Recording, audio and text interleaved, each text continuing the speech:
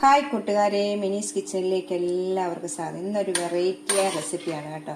കുറച്ച് നാളൊക്കെ മുമ്പ് ഇത് വൈറലായ റെസിപ്പിയാണ്. ഏത്തപ്പഴവും ചക്കയും കൊണ്ട് ഏത്തപ്പഴം പുതപ്പിച്ചത്. നല്ല ടേസ്റ്റാണ്. നമുക്ക് ഇടിയപ്പത്തിനും പാലപ്പത്തിനും ഒക്കെ കൂട്ടാൻ തന്നെ കഴിക്കാൻ പറ്റുന്ന നല്ല റെസിപ്പിയാണ്. വീഡിയോയിലേക്ക് പോകുന്നതിന് മുമ്പ് വീഡിയോ കണ്ട് ഇഷ്ടപ്പെടുകയാണ് ലൈക്ക് ചെയ്ത് ഷെയർ ചെയ്ത് കമൻറ്റ് ചെയ്ത് സബ്സ്ക്രൈബ് മറക്കലും. നമുക്ക് വീഡിയോയിലേക്ക് പോകാം. ഇത് ചക്കപ്പഴവും ഏത്തക്കായും കൊണ്ട് റെസിപ്പിയാണ് കേട്ടോ. നമുക്ക് ഇതൊക്കെ നേരത്തെ വൈറലായ ഒരു റെസിപ്പിയാണ്. ഞങ്ങൾക്ക് ചക്കപ്പഴം ഇപ്പോൾ ഉണ്ട് കേട്ടോ. അപ്പോൾ ചക്കപ്പഴം ഇല്ലെങ്കിലും ഏത്തക്കായ കൊണ്ട് തന്നെയാണെങ്കിലും ഉണ്ടാക്കാം കേട്ടോ. അപ്പോൾ നമുക്ക് ആദ്യമേ ചക്കപ്പഴം ഒന്ന് എടുത്ത് എല്ലാം ഒന്ന് കട്ട് ചെയ്യണം.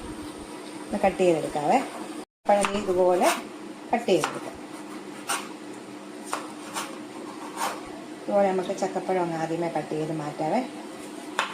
ചക്കപ്പഴം ഇപ്പം ഇല്ലെങ്കിൽ ഏത്തക്കായും കൊണ്ടാണെങ്കിലും ചെയ്താൽ മതി കേട്ടോ. അത് ഏത്തക്കായ ഇപ്പം ഇതേപോലെ നമുക്കൊന്ന് കട്ട് ചെയ്തെടുക്കാം. ഇതുപോലെ രണ്ടൊന്ന് കട്ട് ചെയ്ത് മാറ്റാം. ഒരു പാൻ വെച്ചിട്ടുണ്ട്. ഇതിലേക്ക് ബട്ടറാണ് ചേർക്കുന്നത് കേട്ടോ. ബട്ടർ ചേർത്തുണ്ടാക്കുമ്പോഴാണ് അതിൻ്റെ ടേസ്റ്റ് കിട്ടുന്നത് കേട്ടോ. ഞാൻ ഒരു 1.5 ടേബിൾ സ്പൂണ് ബട്ടർ ഇട്ടിട്ടുണ്ട്. അതൊന്ന് ഉരുകി വരട്ടെ. മെൽറ്റായി കഴിയുമ്പോൾ ഇതിലേക്ക് ആദ്യം നമുക്ക് ചക്കപ്പഴമാണ് ആദ്യമേ ഒന്ന് ഫ്രൈ ചെയ്തെടുക്കണം കേട്ടോ.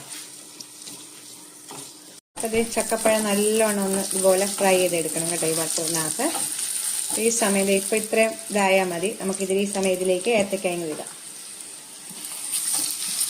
ഏത്തപ്പഴം കൂടി ഇട്ടിട്ട് രണ്ടും കൂടെ ഒന്ന് നല്ലോണം ഒന്ന് ഫ്രൈ ചെയ്തെടുക്കും. ബട്ടറിനകത്ത് ചേർക്കുമ്പോഴാണ് നല്ല ടേസ്റ്റ് കിട്ടുന്നത് കേട്ടോ. നമുക്കിത് ഇടിയപ്പത്തിനൊക്കെ കഴിക്കാൻ നല്ല ടേസ്റ്റാണ്. നമുക്കിത് രണ്ടും കൂടെ ഒന്ന് നല്ലോണം ഒന്ന് മിക്സ് ചെയ്തെടുക്കാം. ചക്കപ്പഴം ഏത്തക്കായി നല്ലോണം വഴിച്ചിട്ടുണ്ട്.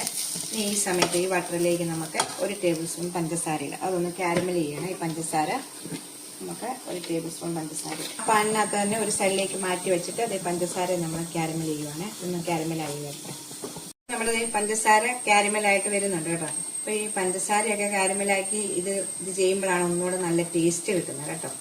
നിങ്ങൾക്ക് ഈ പഞ്ചസാര കാരമൽ ചെയ്തില്ലെങ്കിലും കുഴപ്പമില്ല. അത് എന്നിട്ട് നമുക്ക് ഇതെല്ലാം കൂടെ ഒന്ന് യോജിപ്പിക്കാതെ ഈ പഞ്ചസാരയുടെ കാരമലിനകത്ത് ഈ നമ്മുടെ ചക്കയും ഏത്തക്കായും നല്ലോണം ഒന്ന് യോജിപ്പിച്ചെടുക്കും കേട്ടോ. ഇതുപോലെ ഇത്രയും നല്ലോണം വാടി കിട്ടണം കേട്ടോ നമ്മുടെ ബട്ടറിനകത്ത് കിടന്ന്. എന്നിട്ട് നമ്മുടെ കാരമലും കൂടെ ചേർക്കാം. അപ്പോഴാണ് നല്ലൊരു ഇത്. അപ്പോൾ ഈ സമയം നമുക്ക് 1/2 ടീസ്പൂണ് ഏലക്കാപ്പൊടി ചേർക്കാവേ. ഏലക്കാപ്പൊടി എന്നിട്ട് നമുക്കൊന്ന് മിക്സ് ചെയ്യാം കേട്ടോ. ഇപ്പോൾ 1 കപ്പ് തേങ്ങാപ്പാൽ എടുത്തു വെച്ചിട്ടുണ്ട് ഞാൻ കേട്ടോ. നല്ല കട്ടിയായിട്ടുള്ള തേങ്ങാപ്പാൽ വേണം. അതിലേക്ക് 1 ടേബിൾ സ്പൂൺ അരിപ്പൊടിയും കൂടി ഇട്ട് നല്ല കൊഴുപ്പ് കിട്ടാൻ വേണ്ടിയാണ് കേട്ടോ. കുറുകി കിട്ടും. അപ്പോൾ നമുക്ക് ഇതൊന്ന് മിക്സ് ചെയ്തിട്ട് നമുക്ക് ഇതിലേക്ക് ഒഴിക്കാം. അത് ഇതുപോലെ നല്ലോണം ഒന്ന് മിക്സ് ചെയ്തിട്ട് നമുക്ക് നല്ല നമ്മുടെ പഞ്ചസാരക്കകത്തെല്ലാം കാരമലായിട്ട് കിടക്കുന്ന ഏത്തക്കായ്ക്കകത്തോട്ട് ഇത് ഒഴിക്കാം. നമ്മുടെ തേങ്ങാപ്പാൽ ഇതിലേക്ക് ഒഴിക്കാം.